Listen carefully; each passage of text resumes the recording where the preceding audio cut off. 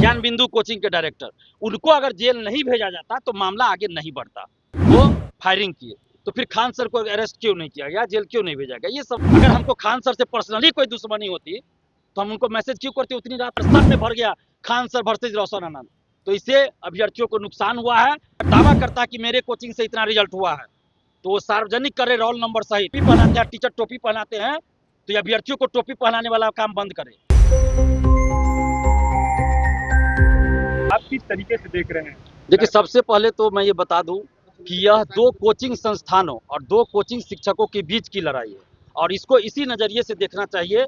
सभी लोगों से हाथ जोड़कर हम विनती करते हैं, खासकर युवाओं से, कि इस चीज़ को आप सिर्फ इस नज़रिए से देखिए कि यह दो कोचिंग शिक्षकों के बीच की आपसी लड़ाई है, वर्चस्व की लड़ाई है। इसको किसी और नज़रिए से मत देखिए, इसको जाति और धर्म के नज़रिए से मत देखिए।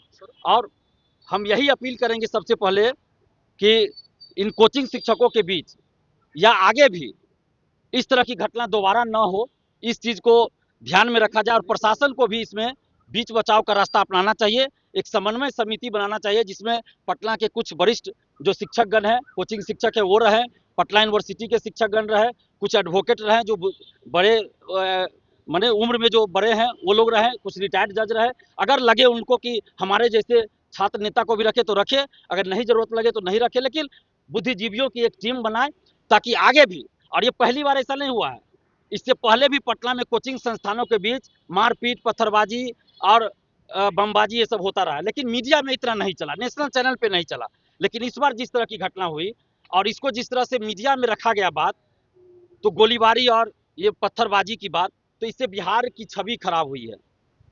आज लाखों अभ्यर्थी डरे हुए हैं कि कैसे हम पटना में कोचिंग में पढ़ने जाए, डर डर के जी रहे हैं लाखों अभ्यर्थी। डर का माहौल है अभ्यर्थियों के बीच, और बिहार में ही नहीं, बिहार से बाहर भी बिहार की छवि खराब हुई है। कानून व्यवस्था पे आज सवाल उठ रहे हैं कि पटना में तो कोचिंग वाले जब आपस में लड़ रहे हैं तो फिर दूसरे का क्या करना।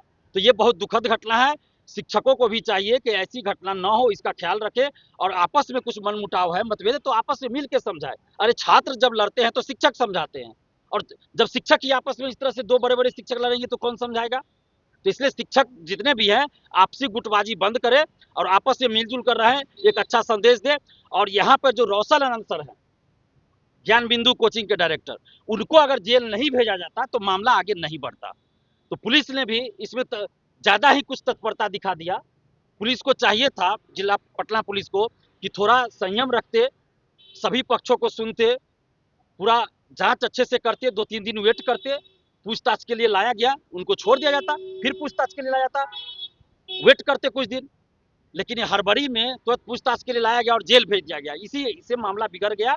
और जो रोशन आनंद सर के समर्थक हैं, छात्र हैं, वो अब सवाल कर रहे हैं कि जब रोशन आनंद सर पे आरोप लगा पत्थरबाजी कराने का, जबकि सीसीटीवी फुटेज में रोशन आनंद सर नहीं दिख रहे हैं, तो उनको जेल भेज दिया गया।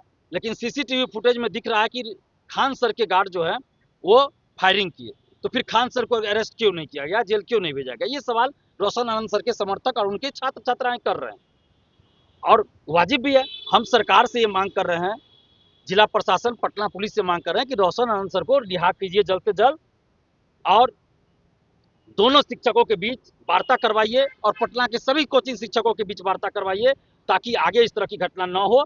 और खान सर को भी चाहिए, देश भर में ही नहीं पूरे विश्व में खान सर प्रसिद्ध है, तो उनको चाहिए था कि बड़ा दिल दिखाते, और इस तरह की घटना हुई तो रोशन आनंद सर से डायरेक्ट बात करते कि हाँ रोशन जी, ऐसी इस तरह की घटना आपके स्टाफ कर रहे हैं, जो उनको समझाए ऐसा क्यों कर रहे हैं। उन्होंने भी ऐसा नहीं किया, तो उनको भी करना चाहिए था। और खान सर पहले बोले कि गोलीबारी हुई है, फायरिंग हुई है, रोशन आनंद सर के स्टाफ ने किया, लेकिन बाद में वो पलट गए। फिर सीसीटीवी फुटेज में आया कि खान सर के ही बॉडीगार्ड और उनके गार्ड स्टाफ कर रहे हैं फायरिंग। फिर बाद में वो कर रहे हैं कि आत्मरक्षा में फायरिंग किया गया। यही बात अगर खान सर पहले बोलते कि आत्मरक्षा में हमारे गार्ड ने फायरिंग किया, तो नहीं बोले। तो अब जो है जिला प्रशासन को भी चाहिए कि रोशन आनंद सर को जल्दी बाहर किया जाए, ताकि मामला आगे ना बढ़े। और खान सर को भी, और कुछ लोग ऐसे हैं जो हम पे आरोप लगाते हैं, हिंदू मुस्लिम करने लगे हैं। तो भैया, दिलीप कुमार का इतिहास 11 साल का देख लीजिए। अगर आज तक जाति या धर्म के आधार पे हमने कुछ कहा हो तो हमको फांसी पे लटका दीजिए कारगिल चौक पे, हम तैयार हैं। या कोई भी आंदोलन हमारा देख लीजिए, 2011 साल से आंदोलन कर रहे हैं, और हर आंदोलन में सभी जाति धर्म के लोग रहते हैं और सभी जाति धर्म की बात होती है। तो इस तरह का आरोप दिलीप कुमार पे मत लगाइए। और एक और चीज, खान सर से और हमारे रिश्ते को लेकर होता है। 17वीं बीपीएससी री एग्जाम के समय हमने बोला था, खान सर के खिलाफ बहुत बोला था।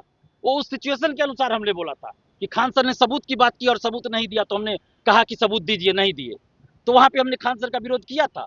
और अभी जिस दिन खान सर 10:30 या 10:15 बजे के आसपास जो घटना हुई और सारे चैनलों पे चलना शुरू हुआ था कि खान सर के कोचिंग में फायरिंग, खान सर के कोचिंग में फायरिंग, सारे नेशनल चैनल पे चलना शुरू हुआ। हमको जैसे ही पता चला, फेसबुक हम खोले देखे, हमने तुरंत खान सर को मैसेज किया। अभी भी हम मैसेज दिखा सकते हैं। हमने मैसेज किया खान सर को, उनके बारे में जानकारी ली कि आप ठीक है या नहीं है, क्या हुआ नहीं हुआ। तो उन्होंने बताया कि ऐसे ऐसे फायरिंग हुई है। अगर हमको खान सर से पर्सनली कोई दुश्मनी होती तो हम उनको मैसेज क्यों करते उतनी रात को? 11 बजे हम मैसेज किए और 11:30 या 11:45 बजे या 12 बजे वो जवाब दिए हैं। बिल्कुल हमने पर्सनल मैसेज किया है। तो हमारा किसी भी कोचिंग संस्थान या किसी भी शिक्षक, किसी भी नेता से न तो दुश्मनी है, न ही कोई दोस्ती है भाई। हम मुद्दे के आधार पे बोलते हैं, छात्र हित में बोलते हैं। और छात्रों के लिए हम आज फिर बोल रहे हैं कि आज जो कोचिंग संस्थानों के बीच इस तरह की बात हुई है, तो इससे छात्रों का नुकसान हुआ। इन दो कोचिंग संस्थानों के बीच वर्चस्व की लड़ाई में आज छात्रों का जो सबसे बड़ा मुद्दा था टीआरई 4, छात्रों का जो सबसे बड़ा मुद्दा था बिहार दरोगा मेंस में पेपर लीक, छात्रों का जो सबसे बड़ा मुद्दा था देश भर में नीट पेपर लीक, वो सारा मुद्दा दब गया। और पूरे देश के चैनल में, नेशनल चैनल तक, लोकल चैनल, यूट्यूब चैनल, अखबार, सब में भर गया खान सर वर्सेज रोशन आनंद। तो इससे अभ्यर्थियों को नुकसान हुआ है। अभ्यर्थियों से यही आग्रह करें कि आप एकजुट रहिए और अपने हक के लिए आवाज उठाइए सोशल साइट पे और पढ़ाई करते रहिए। और दोनों कोचिंग संस्थानों से आग्रह करेंगे कि बात को आगे मत बढ़ाइए। उनके जो भी मैनेजमेंट देख रहे हैं, जो भी शिक्षक हैं, सबसे आग्रह करते हैं कि आपस में मिलजुल कर रहिए, भाईचारा बनाइए और छात्रों को सही राह दिखाइए, छात्रों को उकसाइए मत किसी चीज के लिए। और जिस तरीके से आप लोग लगातार नौकरी को लेकर के सड़कों पर उतरते थे, हजारों छात्र आपके साथ होते थे, लेकिन आज स्थिति देख रहे हैं कि लगातार छात्र जो है शिक्षक को छुड़ाने के लिए और कई परीक्षाएं होने वाली। आपने जो टीआरई 4 की बात कहा, सारे मुद्दे कहीं ना कहीं दबते हुए नजर आ रहा है और छात्र परेशान है। एग्जाम होने वाला है, मध्य विशेष का भी एग्जाम होने वाला है, तमाम एग्जाम होने वाले हैं, लेकिन देखिए, यही मैंने कहा कि छात्रों को नुकसान हो रहा है और हम हमेशा मुद्दों के आधार पे बोलते हैं, छात्र हित में बोलते हैं।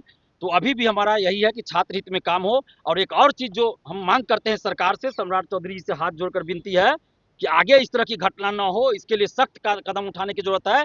और कोई भी कोचिंग वाला, चाहे वो पटना का हो या बिहार के किसी जिला में हो, हम तो बिहार की बात अभी कर रहे हैं, तो कानून बनाइए कि कोई भी कोचिंग वाला अगर दावा करता है कि मेरे कोचिंग से इतना रिजल्ट हुआ है, तो वो सार्वजनिक करे, रोल नंबर सहित, नाम, एड्रेस, सब कुछ सार्वजनिक करे और उनके किस कोचिंग, किस बैच में और किस टाइम में उन्होंने कोचिंग किया है वो भी जारी करे, और कितना पैसा दिया है वो रसीद के साथ जारी करे। और जहां पीटी मेंस इंटरव्यू की परीक्षा होती है, जैसे बीपीएससी सिविल सेवा, तो वहां वो पीटी में पढ़ा जो सफल हुआ है, मेंस में पढ़ा या सिर्फ इंटरव्यू में पढ़ा या तीनों में पढ़ा, ये भी जारी करे। और जो भी अभ्यर्थी किसी भी कोचिंग में जा रहा है, बोल रहा है कि हमने यहाँ पे पढ़ के सफलता लिया है, अगर वो दावा झूठा निकलता है तो उस अभ्यर्थी पे भी कार्रवाई हो, उसको नौकरी से बर्खास्त किया जाए। और किसी भी कोचिंग में वर्दी में कोई भी सफल अभ्यर्थी नहीं आवे, चाहे दरोगा हो, सिपाही हो या कोई भी हो, डीएसपी हो, किसी कोचिंग में नहीं जाना चाहिए वर्दी में। और इस तरह का जो माहौल बना दिया गया है पटना में खासकर, कि वर्दी में आते हैं और टीचर को टोपी पहनाते हैं, टीचर टोपी पहनाते हैं, तो ये अभ्यर्थियों को टोपी पहनाने वाला काम बंद करे। इस पर जांच होनी चाहिए, आगे बंद हो ये सब चीज, सरकार गाइडलाइन जारी करे, नियम बनावे, सख्ती से इसका पालन हो, नहीं तो इसका दुरुपयोग हो रहा है। और इंटरव्यू का जो खेल चलता है कि हमारे यहाँ से स्टूडेंट पढ़ा है, एक ही अभ्यर्थी का दो कोचिंग वाला दावा करता है। और कुछ अभ्यर्थी भी हम लोग जानते हैं भाई, अरे हम लोग जानते हैं, पैसा लेके अभ्यर्थी भी जो सफल हो जाता है बोलता है हम फलना टीचर से पढ़े हैं, फिर दूसरा टीचर दे दिया बोलता है फलना। तो ये बंद होना चाहिए, इस पे नियम बने और सेफ्टी को लेकर, सुरक्षा को लेकर भी सभी कोचिंग संस्थानों की निगरानी हो। और जहां सुरक्षा मानक नहीं है वहां 10 दिन, 15 दिन, 20 दिन का समय दिया जाए, उतने दिन के अंदर वो सुरक्षा मानक को पूरा करे, नहीं तो कोचिंग बंद हो। 10 दिन, 20 दिन, 1 महीना का समय दिया जाए, ये हम सरकार से मांग कर रहे हैं।